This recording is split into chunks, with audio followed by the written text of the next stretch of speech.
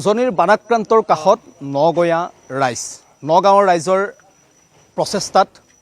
এই শিৱসাগৰ চৰাইদেউলৈ আহিছে বান সাহায্য প্ৰায় ৩৫ লাখ টকাৰ বান সাহায্য আহিছে বিধায়ক ৰূপক শৰ্মাই নগাঁৱৰ বিধায়ক ৰূপক শৰ্মাই নিজেই সেই বান সাহায্য লৈ আহিছে তেওঁলোকে কোনো ধৰণৰ খোৱা বস্তুৰ বিশেষ ব্যৱস্থা কৰা নাই শিশু খাদ্য আহিছে কিন্তু বাচন বৰ্তন এটা পৰিয়াল চলিবৰ বাবে যিখিনি সামগ্ৰী লাগে সেই সামগ্ৰীখিনি তেওঁলোকে লৈ আহিছে লগত পানী বটল আছে আৰু খাদ্য সামগ্ৰী বনাবৰ বাবে বাচন বৰ্তন লাগে সেই বাচন বৰ্তন তেওঁলোকে লৈ আহিছে সেইখিনি তেওঁলোকে সকলোখিনি তেওঁলোকে যোগাৰ কৰি লৈ আহিছে প্ৰায় ৩৫ লাখ টকাৰ সামগ্ৰী নগাঁৱৰ পৰা লৈ আহিছে নগাঁৱৰ ৰাইজে মৰম দিছে নগাঁৱৰ ৰাইজে নিজা প্ৰচেষ্টাত এই সামগ্ৰীখিনি আহিছে বিধায়ক ৰূপক শৰ্মাই নিজেই নেতৃত্ব লৈছে আমি দেখুৱাইছোঁ সামগ্ৰীখিনি ইতিমধ্যে শিমলুগুৰিৰ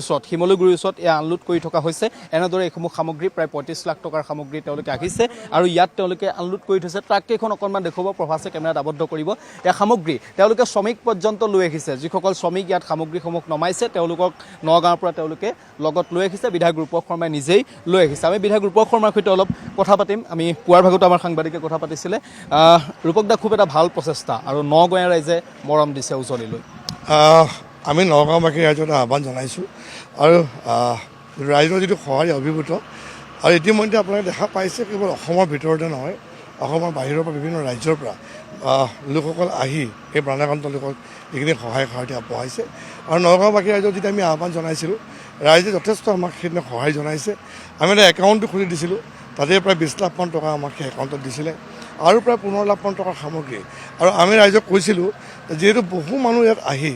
খাদ্য সামগ্ৰী দিছে বা আমাৰ কাপোৰ কানি দিছে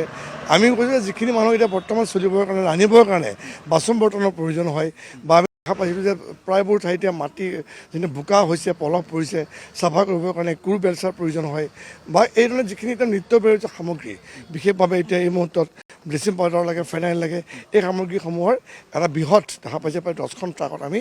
আহি পেলাই বৰ্তমান আমি পাইছোঁ ইয়াৰ স্থানীয় বিধায়ক মহীৰ বৰগোহাঁই তাত তেওঁ আছে ইয়াতে আমি তেওঁ তাত আহি পেলাই আমি এইখিনি দিছোঁহি আৰু পৰ্যায়ক্ৰমে য'ত দৰকাৰ হয় কাৰণ আমি যদি নিজে দিবলৈ যাওঁ এতিয়া ক'ত দৰকাৰ আমি দিবলৈ আমি নাজানো কিন্তু এখেতসকলে দলীয় কাৰ্যকৰ্তাসকলে কাম কৰি আছে আৰু ক'ত প্ৰয়োজন তেওঁলোকে গম পাই আছে সেইকাৰণে ইয়াৰ থ্ৰুতে যদি আমি দিয়াৰ ব্যৱস্থা কৰিলে তেনেকৈ সুন্দৰকৈ পাব আৰু তাৰ ব্যৱস্থা আমি কৰিছোঁ মই ধন্যবাদ জনাইছোঁ নগাঁওবাসী ৰাইজক বিশেষ নগাঁও বটদ্ৰৱা সমষ্টিৰ ৰাইজক কাৰণ ৰাইজৰ যিটো সঁহাৰি খুব কম দিনৰ ভিতৰতে কৰিছে আৰু মানুহে মানুহৰ বাবে সকলোৱে আমি যিধৰণে এই যিটো মানৱীয়তা এই মনটো সকলোৱে দেখাইছে আৰু আমিও কিছু কিঞ্চিত সহযোগ আমি নগাঁওবাসী ৰাইজে আমি আগবঢ়াইছোঁ এয়াই হৈছে নগঞা ৰাইজৰ মৰম বিধায়ক ৰূপক শৰ্মাই আহ্বান জনাইছিল তেওঁলোকে আহ্বান জনাইছিল যে উজনিৰ এই জিলা দুখনক অলপমান সহায় কৰিব লাগে সকলোৱে সহায় কৰিছে আৰু নগাঁও ৰাইজে একত্ৰিতভাৱে সহায় কৰিব লাগে আৰু তাৰেই এয়া সফলতা বুলি ক'ব লাগিব আজিৰ দিনটোত তেওঁলোকে এয়া নাজিৰাত তেওঁলোকে এই সামগ্ৰী লৈ আহিছে প্ৰায় ৩৫ লাখ টকাৰ সামগ্ৰী একেলগে লৈ আহিছে এইসমূহ 10খনকৈ ট্ৰাক আছে প্ৰভাসে অলপ দেখুৱাব 10খন ট্ৰাক আছে এয়া দেখা পাইছে এয়া নগাঁৱৰ পৰা এইকেইখন ট্ৰাক আহি ইয়াত উপস্থিত হৈছে